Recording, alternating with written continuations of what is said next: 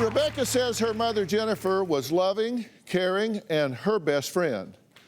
But now Jennifer is being charged with first-degree criminal abuse in the death of her 10-year-old son, Dominic, who died from an overdose of hydrocodone and sepsis. Now, even though Jennifer is a registered nurse, she lost custody of her minor children, who are now being raised by Aunt Marty. Now, shockingly, Dominic was not the only child to die mysteriously in Rebecca's family. Years before, their 2-month-old baby Ezekial died of SIDS when in their father's care. Rebecca also says her mother did not protect her from her father, whom she claims beat her with a paddle and refused to allow her to go to the hospital when she had a staph infection. These are claims that her father, of course, denies. Now, Rebecca says her mother spends no time with her children and all of her time trying to get her husband out of jail. Take a look. I believe my mom has chosen my father over my siblings and me. I hate my father because he's abusive. When I was 12, my dad barged in my room with a paddle and started hitting me with it. He's demanding and very controlling. My mom beat my brother with a belt because my dad told her to. I was 7 when my 3-month-old brother passed away. We were staying in a hotel. My father was in bed with my baby brother. I woke up to my mom doing compressions on my newborn baby brother. She was at work when Ezekial died. I blame my dad for his death. If he had gotten a job, my mom wouldn't have to work herself to death. And then, a year and a half ago, my 10-year-old brother Dom died. Dom's death was caused by an overdose of prescription pain pills. My mom and dad were both giving him my mom's prescription pain pills. I blame my dad for my brother's death. After my brother died, CPS took me and my 2 siblings away. My parents are being charged in my brother Dom's death. My father is currently in jail. My mom has spent all her money on an attorney to help get my dad out of jail. My mom has given up on us. It seems like her only focus is to get him out of jail. I am angry at my mom. My mom is a registered nurse, and 2 of my brothers died under questionable circumstances. I want my mom to leave my father and take care of her children. Okay, Rebecca, first off, I'm very sorry for your loss here. That's terrible for you to go through, and I'm very sorry for your loss about that.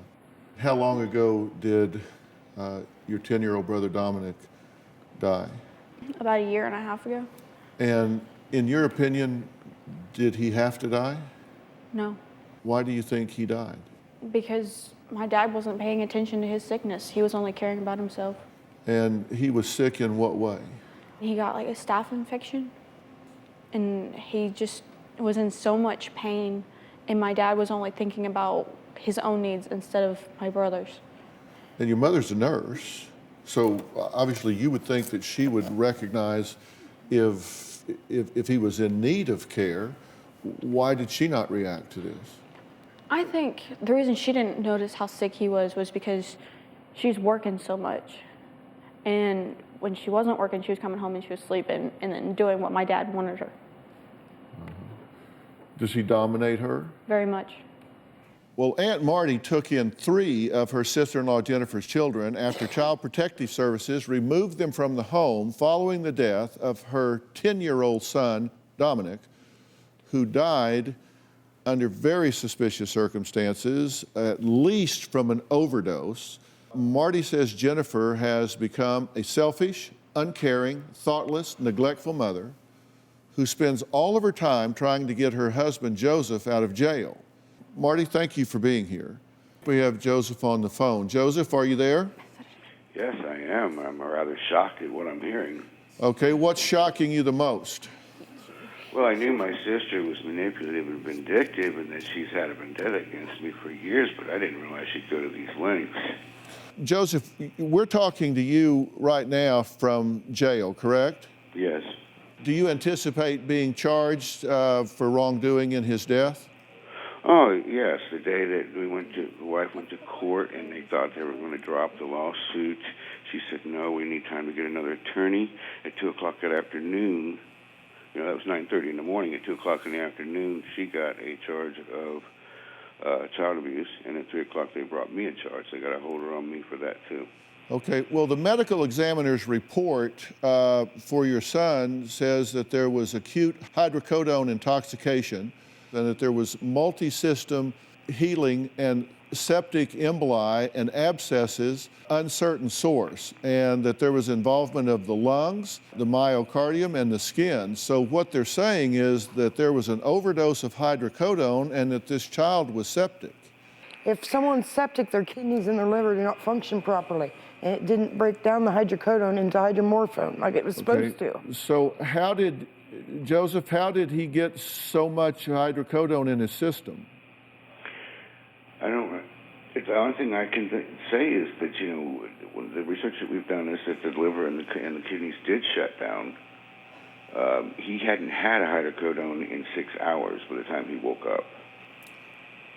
Well, Joseph, what I'm trying to bring to light is what are the circumstances that were going on in the home, and in a medical negligence case, all of these things will be brought to light. I'm not saying that it contributed to his death. I'm just asking if it's true. Depends on your outlook. Literally chasing somebody around the house with a belt or a paddle to beat them. That's not child abuse? And when did this allegedly happen? Seriously? You don't remember? They already know the truth. You're just making a fool of yourself. Dad did admit to doing something, so he's not saying But right now, he's saying he did not abuse us. Joseph, Marty claims that there were times when you did refuse to take your children to the hospital. Is that true? What exactly is she talking about? I believe she had the same thing Dominic died from. I had a staph infection, and you would not let me go to the doctor. You just, because I was getting boils under my arms, you said just pop it in the shower, it'll be fine. Mom, you finally allowed Mama to take me to the doctor after she begged you, and they sent me in for emergency surgery the next morning because they said I could have died. I never physically saw the boil. I was under the impression it was a zit. I did not know it was that severe. No, I had a staph infection that could have killed me. And it should be me who was dead, not Dom. Are you afraid of your husband? No. Are you afraid that he has control over you and will get you to do things you don't want to do? Yes. And what are you afraid of? I am afraid that he hasn't changed. That he's just talking because he's in jail. I've never heard Rebecca talk this way before. That's a lie. No, it isn't. Joseph, you say clearly, and I want to be sure that you have the opportunity to say this, you say, and I quote, "I'm not responsible for the death of my 10-year-old son, and neither is my wife." That's right. How did he go from getting a bruise on his hip to dying? We have a 10-year-old that goes from saying that he can't walk. You're having to put him in the bathtub. He's slumping down into the water. You're having to dress him, and he absolutely shuts down and stops breathing to the point that you have to do CPR. Did you not see any signs of his deterioration throughout the day? We were asleep until Jumper came home, and then when he woke up, we gave him one Vicodin. He wanted to soak in the tub.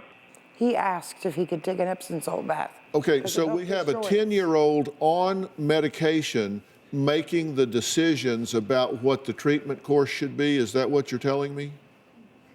Okay, then what you're really telling me is that not only am I a bad parent, but that I could actually be liable in some way. No, I'm asking you what happened. I'm asking you what your state of mind was and what your thought process was at the time. I don't know. I wasn't there. I'm trying to find out what your thought process was. We didn't know he was going to die. Of course you didn't know he was going to die. Joseph, you think this is medical malpractice. By the time we left there, I was in tears. I'm asking him, why is my son telling me he's hot when his skin is ice cold? And the doctor refused to even put his hand on him to see that his skin was cold. We told him that he'd been spiking fevers, that he's complaining that his torso is hurting. Dominic kept motioning from his chest to his belly. Everything aches. You say, I went to work and then returned home at 8:30 a.m., and noticed Dom was pale and had blue dots all over him. And I said, oh my God, he needs to go to the hospital. Those blue dots tell you that he's leaking blood under his skin. He's going septic, right? Yeah. I went to the bathroom and took a shower. I had issues. I had patient isolation. I had to get the man's clothes off, and I I understand. don't want to bring those germs home. Okay, you understand. I understand that you were saying that this was not hygienic for you because you had been in a compromised situation. Yeah. And this is my point. You've got a 10-year-old child with signs of sepsis, and you're worried about what you've got on the front of your uniform. He was so weak, I told him we need to take him to the doctor. He says he wanted to take a bath. Yeah. He could not walk. He's now non-ambulatory. So Joe helped me get him in the bathtub. I noticed his right heel was black. Okay, you noticed that again as a nurse. The heel is the furthest distance from his heart, correct? That's the same heel I told the doctor he was complaining of pain in. The doctor wouldn't even touch it. Where's the first place it's going to show up if his circulation is failing? His limbs. You notice the rash. His body is now covered in blue and purple dots. While Dom was in the tub, I took a nap. I worked 12-hour nights. I had to work again that night. I didn't know he was going to die. Of course you didn't know he was going to die. You don't know what you would have done in all this situation. I know what I wouldn't have done. So then Joe gets him out and puts him in a chair in our bedroom in a big towel. And Joe was trying to get him dressed because he cannot dress himself, right? He can't dress himself because he's lost motor control. Dom says, let me just rest here for a minute. So Joe goes and gets him a cup of coffee. I come back. He's now gasping for breath. Agonal breaths. He's now into the death rattle. You've had a nap, Joe's had some coffee, and your son is dying. You start CPR and won't stop until they show you he's flatlined. And then it hits you, he's gone.